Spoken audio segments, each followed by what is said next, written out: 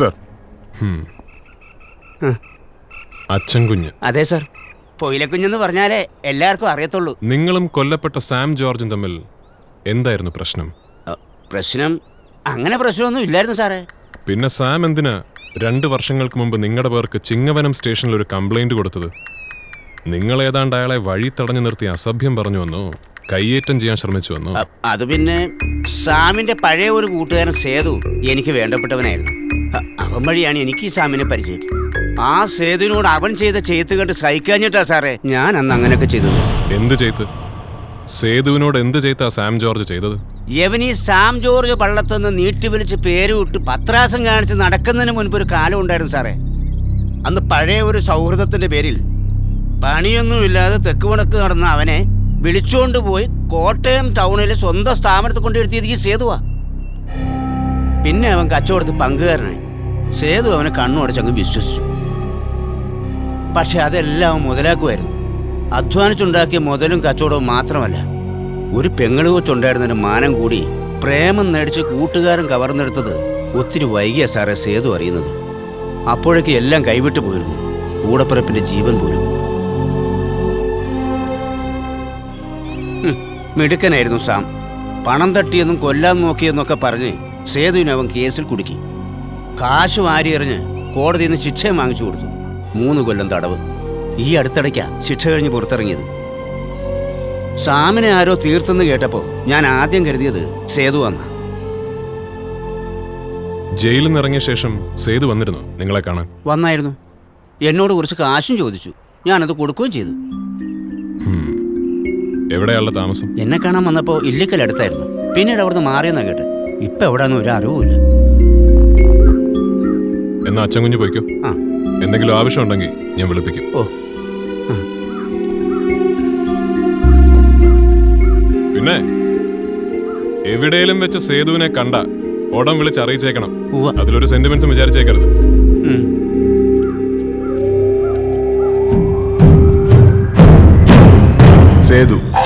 സേതുനാഥൻ.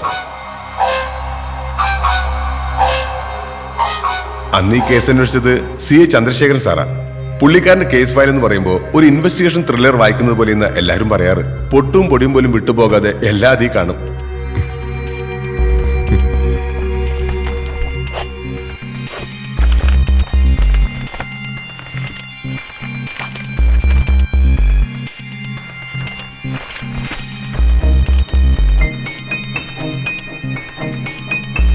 ഇതും പുള്ളിക്കാരൻ്റെ ഒരു രീതിയാണ്. ഇൻവെസ്റ്റിഗേഷൻ നടക്കുന്ന സമയത്ത് കേസിനെ കുറിച്ച് പത്രങ്ങളിൽ വരുന്ന വാർത്തകൾ കളക്ട് ചെയ്ത് വെക്കുക. മിക്കതും ഉൾപേജിൽ ഒറ്റക്കോളം വാർത്തകളാ.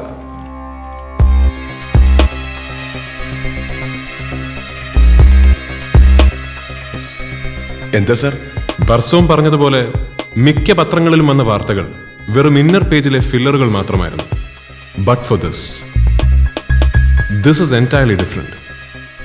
അന്നത്തെ ഇൻവെസ്റ്റിഗേറ്റിംഗ് ഓഫീസർ അത് പ്രത്യേകം നോട്ട് ചെയ്തിട്ടുണ്ട്. മറ്റ് പത്രങ്ങളിലെല്ലാം തന്നെ ഏതാണ്ട് ഒരേപോലെയുള്ള വാർത്തകൾ വന്നപ്പോ എങ്ങനെ ഇതിൽ മാത്രം വാർത്തയുടെ പ്രകൃതം മാറി? പക്ഷേ സാർ, ഇതിൽ അന്തിപത്രമാണ്. സ്പാർക്ക്. സാധാരണ അന്തിപത്രങ്ങളിൽ വരുന്ന വാർത്തകളുടെ ജെനുവിനിറ്റി എനിക്കും അറിയാം. പക്ഷേ കുറച്ചു മുമ്പ് നമ്മളോട് അച്ചൻകുഞ്ഞ് പറഞ്ഞ അതേ കാര്യങ്ങളാണ് ഇതിലും എഴുതിയിരിക്കുന്നത്. അതായത് അച്ചൻകുഞ്ഞിനെ പോലെ തന്നെ സേതുനാഥിനെ വളരെ അടുത്തറിയാവുന്ന ആരോ ആണ് ഈ വാർത്ത റിപ്പോർട്ട് ചെയ്തിരിക്കുന്ന അനിരുദ്ധൻ. ഈ അനിരുദ്ധനെ നമുക്ക് കിട്ടണം. അതിന്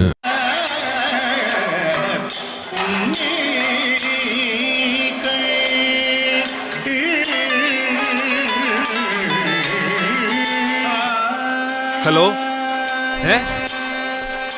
എന്താടാ? ഞാനിവിടെ സ്റ്റേറ്റ് യൂത്ത് ഫെസ്റ്റിവലിന്റെ റിപ്പോർട്ടിങ്ങിലാ. എന്താ സ്പാർക്കോ? ഒരു അന്തിപത്രമാ. അതിലെ ഒരു അനിരുദ്ധൻ. എനിക്ക് അയാളുടെ ഡീറ്റെയിൽസ് അറിയേണ്ടത്. എടാ, ഇവിടെ 5 സ്റ്റേജ് കവർ ചെയ്യാൻ ഞങ്ങൾ 2 റിപ്പോർട്ടർമാരെ ഓഫീസ് നയിച്ചിരിക്കുന്നത്. ഏതായാലും തിരക്കൊന്നും കഴിയട്ടെ, ഞാൻ അന്വേഷിക്കാം. ഒരു കാര്യം എനിക്ക് ഉറപ്പാ, സ്പാർക്ക് എന്ന പേരിൽ ഒരു പത്രം ഇപ്പൊ കേരളത്തിൽ ഇറങ്ങുന്നില്ല. Sir, SI കബീറ. കബീർ സാർ, ഞാനിപ്പോ റോവിയുടെ വീടിന്റെ മുന്നിൽ നിൽക്കുന്നത്. അയാൾ രാവിലെ പുറത്തു പോയെന്നും എങ്ങോട്ട് പോയെന്ന് അറിയില്ലെന്നൊക്കെ അയാളുടെ ഭാര്യ പറയുന്നത്. ഇല്ല സാർ, ഡ്രൈവറും കൂടെ ഉണ്ടായിരുന്നു. ഡ്രൈവർ ഫോൺ റിംഗ് ചെയ്യുന്നുണ്ടെങ്കിൽ എടുക്കുന്നില്ല. ശരി സാർ, അങ്ങനെ ചെയ്യാം. ഫോൺ ഓഫ് ചെയ്ത് ഈ കോപ്പനിത് എങ്ങോട്ടാ പോയിരിക്കുന്നത്? ആയുസ് ഒടുങ്ങാൻ നേരത്ത് തോന്നുന്ന ഓരോ തോന്നലുകളെ. വേറെ ഒന്നിനുമല്ല, ഒരു അപകടത്തിൽ നിന്നും അയാളെ രക്ഷപ്പെടുത്താൻ വേണ്ടിയിട്ടാ ചോദിക്കുന്നത്. ഇവള് പറയുന്നത് സത്യോ സർ? എങ്ങോട്ടാന്ന് പറയാതെയാ കാലത്ത് അവൻ ഇവിടെ നിറഞ്ഞത്. ഇവനാണ് സാർ റോയിയുടെ ഡ്രൈവർ. കാലത്ത് ഇവന്റെ ഒപ്പം റോയ് ഇവിടുന്ന് പോയത്. എന്നിട്ട് ഇപ്പൊ ഇവനെ എവിടുന്ന് കിട്ടി? കാർത്തിക ബാറിലുണ്ടായിരുന്നു, അവിടുന്ന് പൊക്കിയതാ.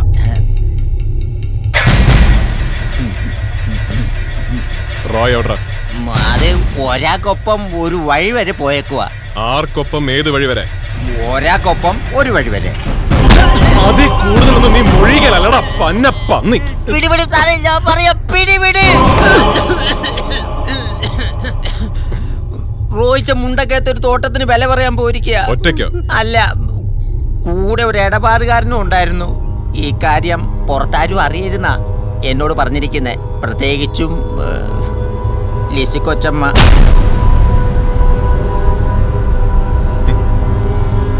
കേട്ടല്ലോ, പൊന്നാര പെങ്ങളറിയാതെ സ്വന്തം പേരിൽ സ്ഥലം വാങ്ങിക്കൂട്ടുന്ന തിരക്കില കുഞ്ഞാങ്ങള.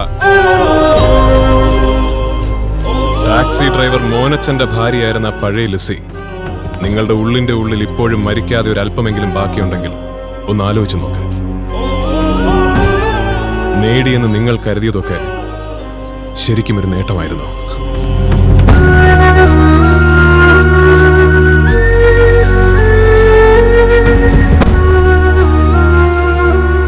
ഏതാടാ റോയോടൊപ്പമുള്ള ഇടപാടുകാരൻ? ഇനിയും കണ്ടാൽ അറിയാന്നല്ലാതെ അയാളെ കുറിച്ച് മറ്റൊന്നും എനിക്ക് അറിയില്ല സാറേ, പേര് പോലും. ഇയാളാണോ അത്?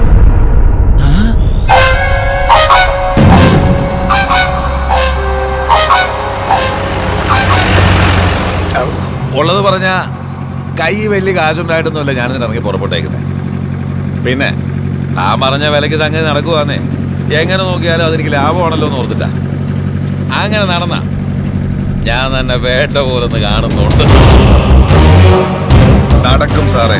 ആ, ഈ പോകുന്ന പോക്കിൽ തന്നെ ഞാൻ അങ്ങ് നടത്തും. സാറ് കണ്ടോ? പുറത്തുനിന്ന് നോക്കുന്നവന്മാർക്ക് എന്താ ഒരു കുഴപ്പം? പേര് കേട്ട സിനിമാ നടിയുടെ അമ്മാവങ്ക മാനേജ്. പക്ഷെ നമ്മുടെ സ്ഥിതി നമുക്കല്ലേ അറിയൂ. അതെന്നാ സാറേ സ്ഥിതിക്ക് ഇപ്പൊ ഒരു കുഴപ്പം? ഓ, ഒന്നും പറയണ്ട. ആളിയൻ ചത്തെ പിന്നെ പെങ്ങടെ പെരുമാറ്റത്തിലും സംസാരത്തിലൊക്കെ മൊത്തത്തിലൊരു മാറ്റം. ഒന്നും വേണ്ടായിരുന്നെന്ന് നമുക്കിപ്പോ തോന്നി തുടങ്ങിയ പോലെ. അതേന്ന് ആ പെങ്കൊച്ചിന്റെ ആണ് ഈയിടയ്ക്ക് ഇറങ്ങി എല്ലാ പടങ്ങളും ഫ്ലോപ്പാ. ഇനി ആകെ ഒരു പ്രതീക്ഷ ഇളയ കൊച്ചില. അവളാണ് ആമ്പിലും ഇല്ല അടുക്കുന്നില്ല. ആ, ഈ ബഹളമൊക്കെ ഒന്ന് ആറട്ടെ. എന്താ ചെയ്യേണ്ടതെന്ന് എനിക്കറിയാം. നീ ഒരു പുല്ലും ചെയ്യാൻ പോകുന്നില്ല.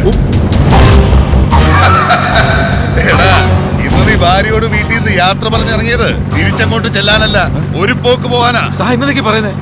താൻ അഭിറ്റാന്നോ? ഇല്ല റോയ്, നീ പറയുന്നിടത്ത് ഈ വണ്ടി നിൽക്കില്ല.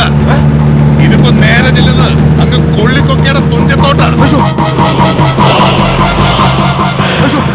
അവിടെ നമ്മൾ ഒരുമിച്ച് ഇരിപ്പി പറക്കാൻ പോവാ പരലോകത്തോട്ട്.